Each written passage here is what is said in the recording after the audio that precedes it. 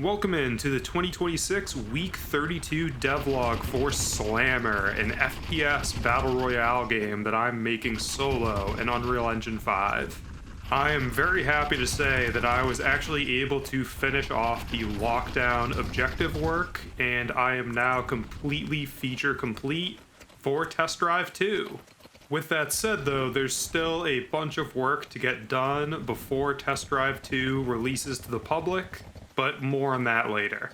In terms of the actual lockdown objective though, you can see broadly what it is just on the screen in the gameplay that you're seeing, where it is a no respawn contract within the firing range, where you shoot the little box and trigger the objective, and then you have to defend the objective, which in this case is just the sort of pillbox that you're in as the player team in the firing range. And the bots will try to rush the objective and take it over from you.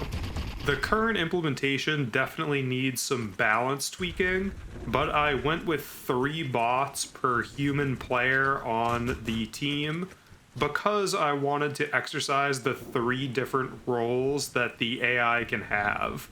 So that is suppressor, rusher, and sniper.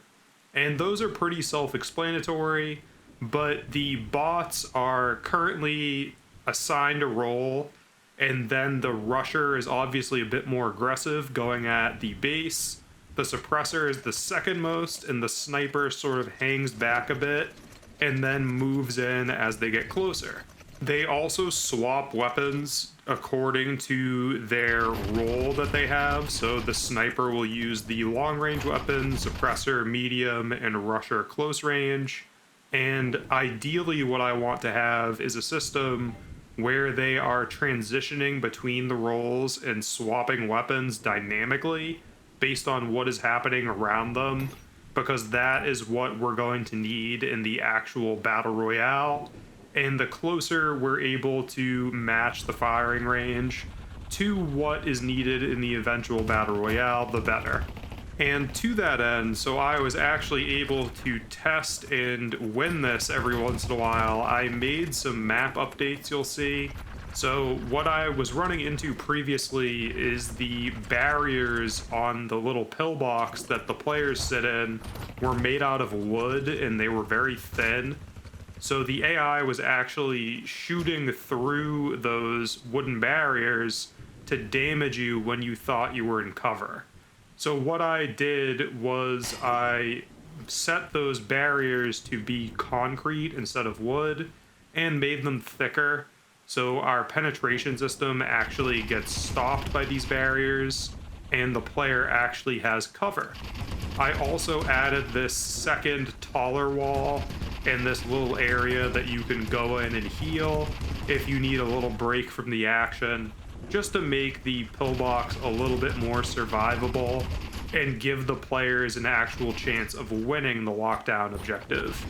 And to that end, this was our first implementation of the generic objective class, because previously we had kill race, and this rework introducing lockdown forced me to make it a generic class that has the common start-stop functionality and then breaks off with the custom logic for things like lockdown and kill race, and then any other objectives that we add in the future.